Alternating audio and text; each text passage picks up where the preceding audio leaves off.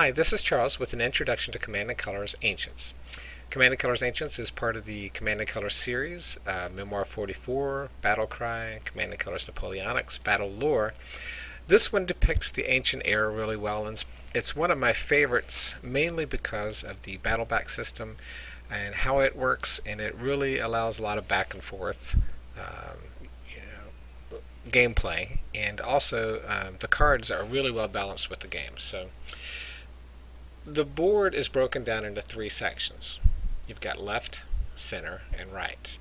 And all of the cards either issue an order to a certain type of unit or a certain section. So we'll take a look at a card here.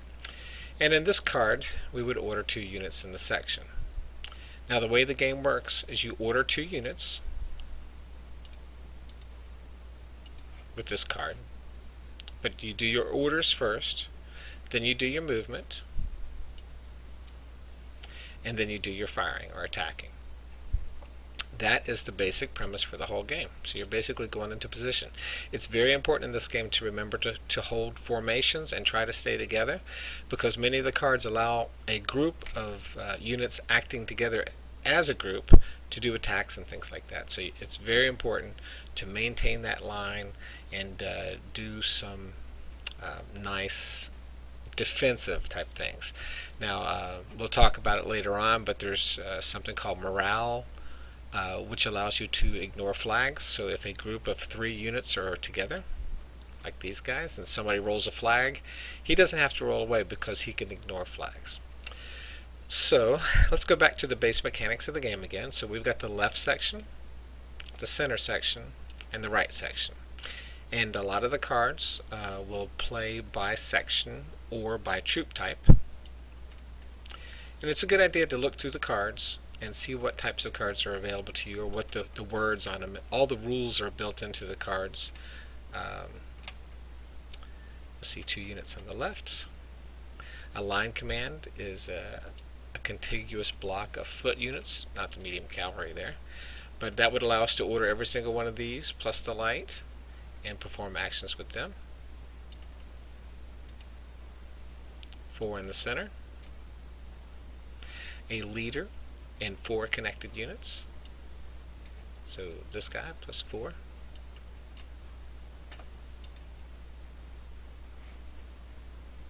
And so you play your card, you announce which units you will order, and some of the units can be on the dotted line here. And if they're on the dotted line, they can be in either hex. If a card has a helmet on it, a leader can detach and move over to another unit at the cost of 1 order. If you have a card that says order up to the number of command cards that you have, it depends on what side that you're playing. If you're playing the Syracusan army, you could order up to 6 units. Carthaginians can order up to 5, and that's how many cards they will draw at the beginning of the game. And the objective here is to destroy 5 units, or a leader counts as a unit or a banner, and if you get 5 of those, you win the game. So as in the rest of the Command & Color series, it's important to remember the basic sequence of play, and that's to order all units, to move all units, and then to fire with all units. There are other games that play differently, where you order, move, fire a unit, then order, move, fire another unit, but it's important for you to order all the units. In other words, decide which units are going to be ordered this turn. Then you move all your units into position, and then you fire all your units that are capable of firing. As the game goes on, the number of blocks that in this vassal module are represented by the number of 4 will reduce, and they cannot combine with other units and regroup back up to 4 unless you get a rally card, and that's a special card. But essentially, as these numbers get smaller here, you're going to be trying to keep those from being taken. So there's several different types of attacks in the game. There's ranged attacks, which a unit can attack from a range. There's close combat attacks, and when a unit attacks in close combat, the other unit gets to do something called a battle back, or possibly evade if that unit is capable of evading. So this particular unit fights 2 dice in close combat, and so does this one. If he rolls an attack against this unit, he'll apply his dice, if before he attacks, though, he has to say whether he wants to stand or evade. Now, in this scenario, he can't retreat, but if he could retreat, as in this situation, he could automatically retreat 2 spaces, and he would only take hits on greens. Now, the different combinations of the dice are banners, which are retreats. Red would only apply towards red units. Green applies towards green units. Helmets apply towards units if a leader is in your hex or in the adjacent hex. And blues are against blue units. So you can see these are reds. If somebody was attacking this guy here and he would roll a red, he would take a hit. If he was doing a blue attack and he rolled a blue, this unit would take a hit. If he rolled a flag, it's possible, if the unit is not in a proper formation, that the unit would have to retreat. Some units have to retreat more than others, so you have to be careful about that, because if you have to take a retreat for this unit right here and he can't retreat, he has to take hits. So if he can't retreat, he could ignore the first flag because he's in a formation that allows him to ignore retreats. But if he rolled 2 flags, he would have to take a hit because he cannot go backwards. Now, retreat paths are straight back like this. You can't go sideways, you can't go around, straight up like that. Another important thing to remember in the game is that leaders, killing a leader does count as a victory marker. So if an attack happens against a hex with a leader in it, and a damage is done to that unit, the leader takes a check, and you roll 2 dice, and if 2 helmets are rolled, that leader is eliminated from the game and is counted as a victory banner here. If the unit is completely eliminated, then a single die is rolled against the leader, and if a leader banner is rolled, such in this situation, that would be 2 hexes. Otherwise, he does a leader evade, which lets him evade up to 1 to 3 spaces backwards, and he can join another troop if there's one behind him. So say you had this guy here, and he failed his leader check, he can evade and come right back here and help this guy out, make a stronger attack.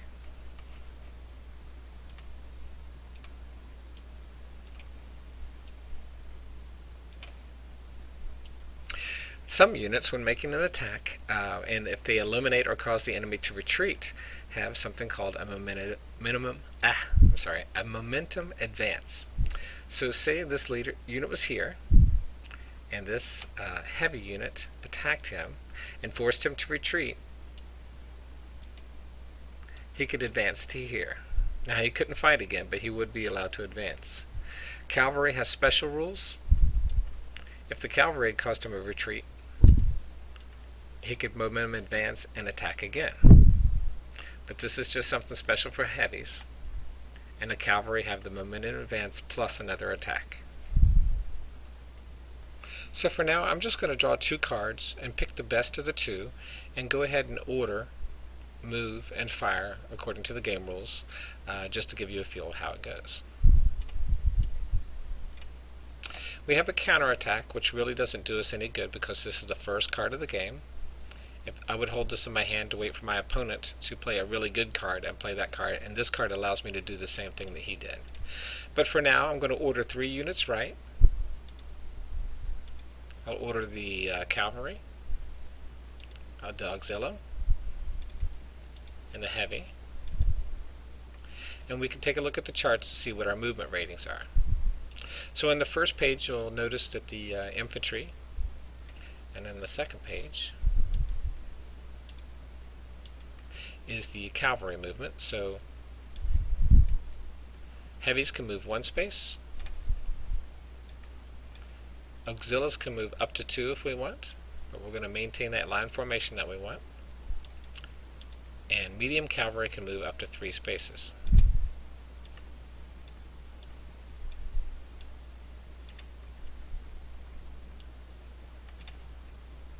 Now it's our opponent's turn. So he'll draw 2 cards. So he has a choice here of ordering all of his blue units for up to his command cards. all of his foot units. Or he can do his leader's hex plus 4. Okay, so looking at the leader here, on the left we don't have any leaders on the left hand card, so that's not going to do us any good. So let's order medium troops, and we can issue an order to up to the number of medium and foot units less than or equal to your command. So looking at the scenario notes, the Carthaginians have 5 cards, so they can order up to 5 lights. So we'll order, and the mediums are the blues,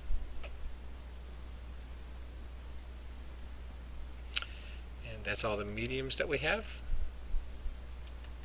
and they can only move 1 space. Looking at our chart here,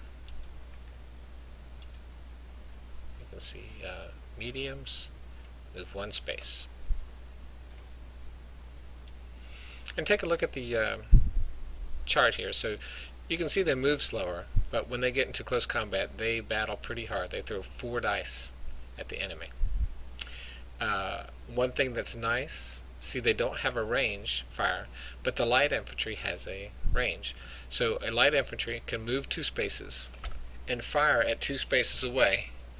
If he stands in the same spot, he can fire 2 dice, or if he moves, he can fire 1 dice. If he's in close combat with somebody, he can fire 2 dice, and then if somebody rolls a flag against him, he has to retreat 2 spaces. A light bow can move 2, can fire 3 spaces, and has the same rules. So if it stands where it is and is ordered and doesn't move, it gets to fire 2 dice. And if it moves 1 space, it gets to move 1 space. It may close combat, and it may roll 2 dice in close combat. They are better to stay away from the enemy if you can. If you can shoot ranged and just pick, they will not get that battle. The battle back can take some pretty bad damage tolls, because I believe 3 of the sides of the dice are green. So more than likely greens will roll before blues and reds, and take some pretty heavy damage. But I'd have to check. It might be just 2. Okay, so the mediums have moved.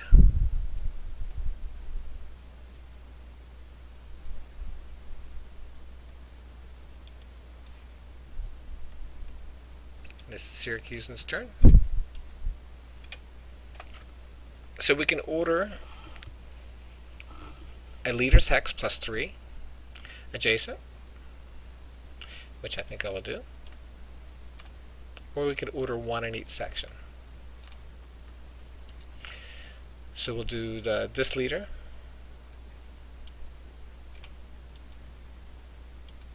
And we'll try to get this formation together. So we'll just move 2. Now if we had a line command in our if we had a line command card in our hand, we would be able to use that to order all the foot units through here to order, move, and fire, up to our hand limit, I believe, which is 6. Now typically, I'm just playing the 2 cards to get you familiar with the game, but typically in the game you'll draw whatever the notes indicate for that particular scenario. Again, the Carthaginians would draw 5 cards, and you would basically choose the best of your 6, or try to get a strategy as far as your cards. So I'm going to go ahead and draw 6 cards for this side.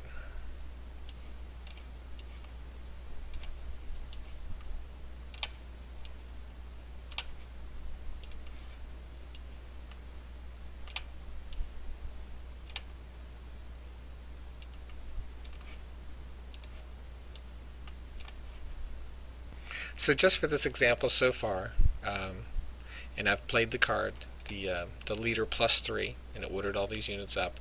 I drew my card back into my hand, and let's take a look at what we have in our hand. So we have an order light units. We can order up to 6 light units on the board with this card. First strike means if the opponent is getting ready to attack me, I can use this card, lay it on the table, and prevent him from attacking me first. And if I force him to retreat his attack would be invalid. I can order 2 on the left. I can order mounted units, mounted charge, and order heavy troops. So it's my opponent's turn, and for his turn we're going to draw 2 cards, and he can do a line command. He would probably hold that until we got closer together, but for right now let's go ahead and do the line command. He can only order foot units.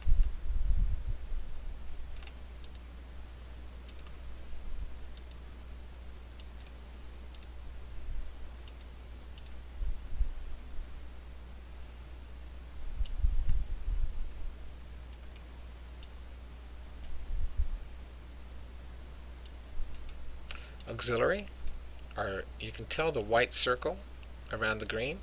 Regular light infantry has green.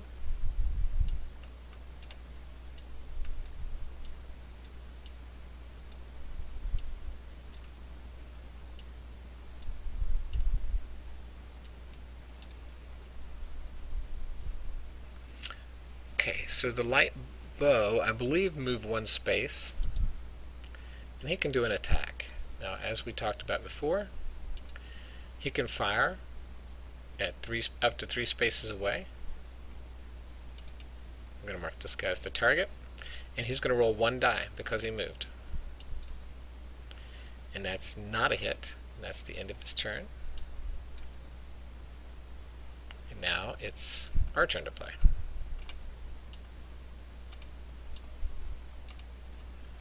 So we'll look at our hand.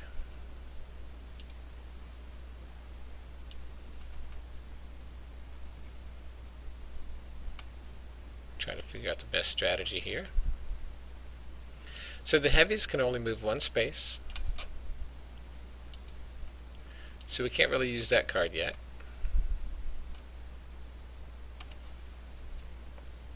The light bows could do some attacking here. The auxiliary can fire at ranged. The light cavalry could run up and attack. So I'm thinking that the light is probably our best attack at this point. So, take that on the board.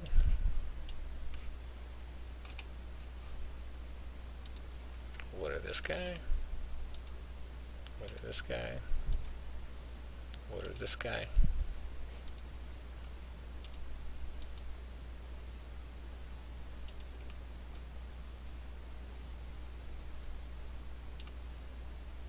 Okay, and after we've done our orders, we do our moves.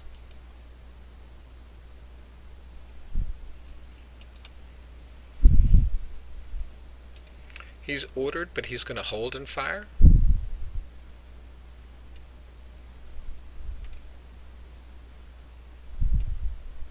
And the light cavalry can move up to 4 spaces, and he has a range fire. If he moves, he throws 1 dice. And you have to be careful with light cavalry because they have a strong retreat. If a flag is thrown against them, they have to retreat 4 spaces. So if he was here and had a flag rolled against him, he would have to retreat 1, 2, 3, 4. That would be 3 hits against him, and he would be eliminated. So you have to be careful about him being attacked back here on this line. You got to get him to move forward, and don't let them block his retreat path. So we'll stop there. And we'll do an attack against that light bow.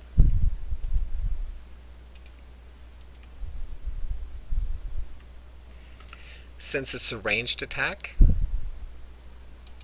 he cannot evade. That was a miss. So he moved an auxiliary.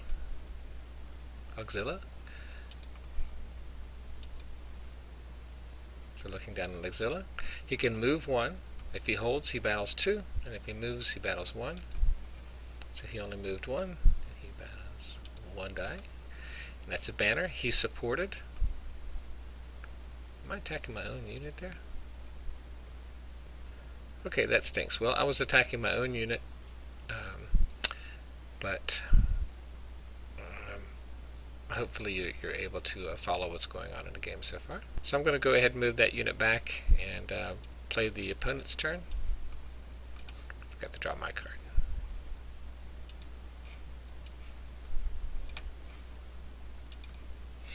Okay, so the opponent will play loaded 3 in the center.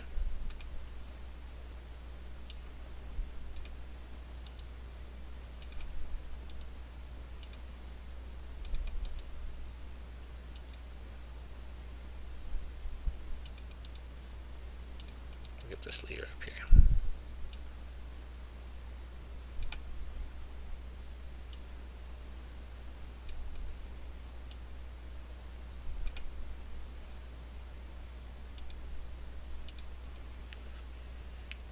And now it's my turn.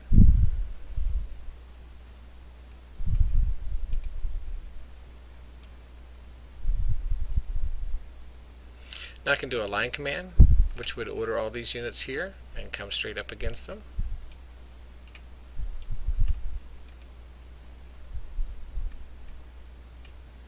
I'm going to go ahead and do that.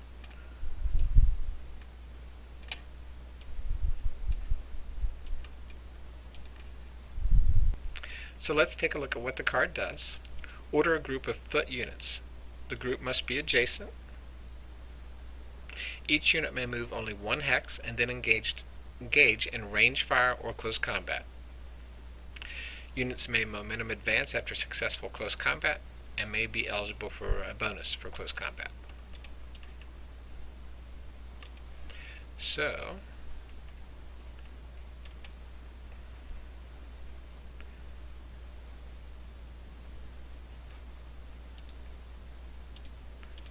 we're going to do a pretty big assault here.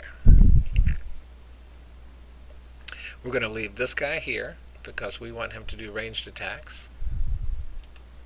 We're going to move that guy there.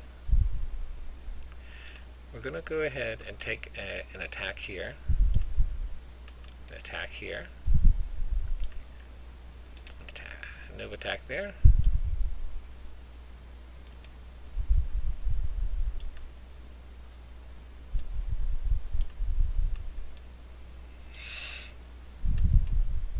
Okay, so the light moved. He can target 1, and it's a miss because cross swords only hit on close combat. Targeting the same target. Let's try here because we want to try to concentrate all these attacks against there. So 1 there, and he has a leader and an adjacent hex, so that's a hit. Now since we did damage to him, we can do a leader check, which is 2 dice. That was a miss.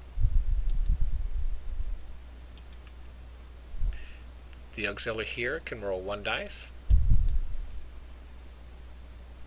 And that was a hit.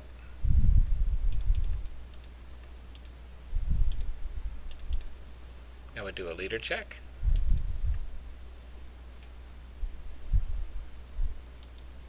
In this. The heavies are not within close combat, so they can't attack. Look at the charts just to show you that. So looking at heavy infantry, they can only move 1 space. They have no range fire. They may close combat, and they have to be adjacent to close combat. And you roll 5 dice, but he is not eligible. Now, this is going to be interesting. So he moved 1. If he range fires, he can only shoot 1 dice. If he close combats, he can fire 2 dice, but he is right up against this enemy. We're going to get most of our dice here. If this unit has an eligible retreat path, which it does not have 2 hexes free, it could do what's called an evade. You know, I'm going to clear this up so you can see, because you'd always want to evade with units like this. So we're saying we're attacking from the heavy. Looking at the charts, we can see they attack with 5 dice in close combat. Now this means he would roll 5 dice, and if this light decided to fight back, he would roll back with 2 dice.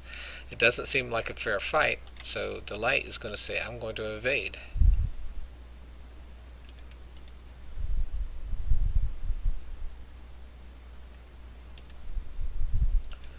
So when he doesn't evade, only greens hit. So the heavy rolls his dice. So the banner would have been a retreat for 2 spaces before, and that's not applicable. The medium doesn't hit. The leader doesn't hit.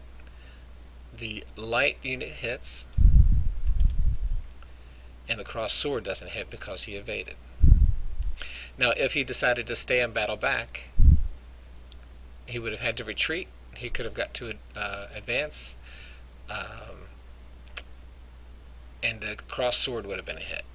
So now he has to retreat 2 spaces, and this heavy may advance if he wants to.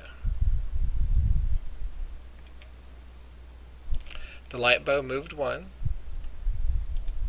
so he's going to attack this heavy with 1 die. He's supported, so you can ignore it.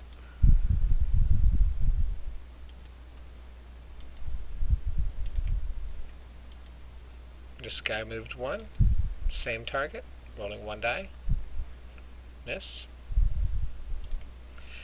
And the light bow will attack here, and that's a miss. And that's the end of the turn.